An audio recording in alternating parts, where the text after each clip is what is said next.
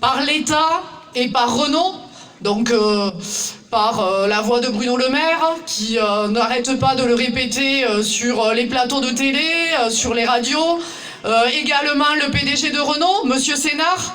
Eh bien aujourd'hui, zéro en abondement pour le PSE de la part de l'État, zéro de la part de Renault, absolument zéro.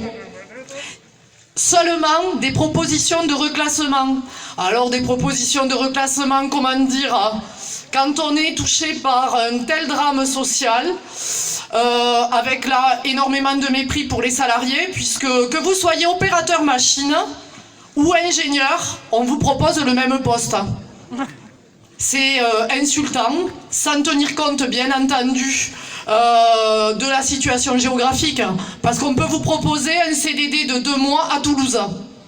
Pour un opérateur machine, on va lui proposer ça sur un poste d'ingénieur. Et on lui demande d'être bilingue. C'est ça les accompagnements exemplaires, c'est du foutage de gueule. Du foutage de gueule. Nous, on veut continuer à bosser en Aveyron.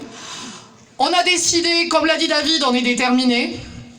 On continuera et on l'a décidé ensemble avec les salariés, puisqu'on décide tout ensemble. À la CGT, à la SAM, on est démocratique.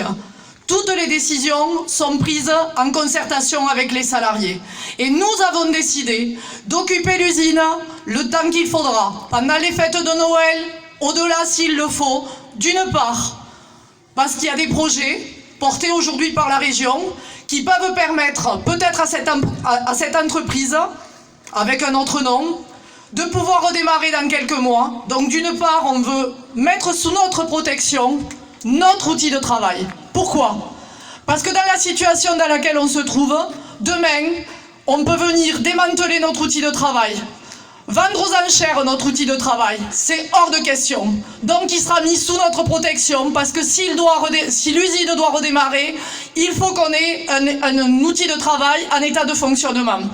Ici, on peut produire des pièces en aluminium, mais on peut produire en aluminium pour les voitures l'automobile, pardon, mais on peut également produire toutes les pièces en aluminium.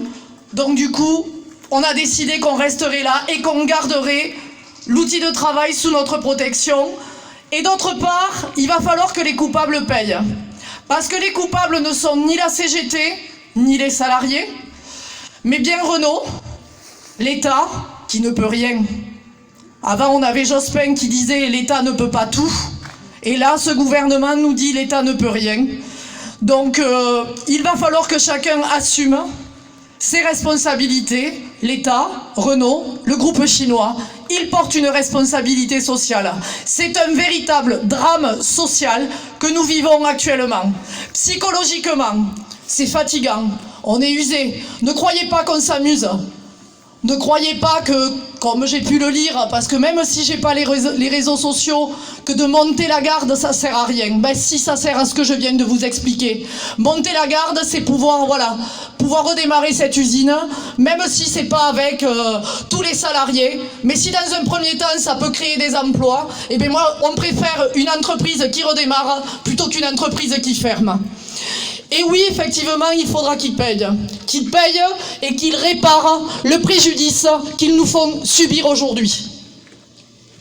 Donc on lâchera rien, on est fatigué, on se relaiera, mais tant qu'on aura de l'énergie, on continuera cette lutte qui, pour nous, d'une part, elle est exemplaire. Je suis très fière, je le dis systématiquement, de mes collègues de travail. Vous le voyez, chaque fois que vous venez à ces rassemblements, ils prennent des initiatives.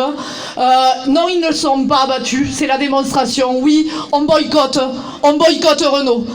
Et vous pouvez vous poser la question chaque fois que vous achèterez un véhicule Renault, parce que ça c'est sûr, il n'y a plus rien qui est fabriqué en France, et ils auront fermé, ils ont la responsabilité de la plupart des fermetures des fonderies en France.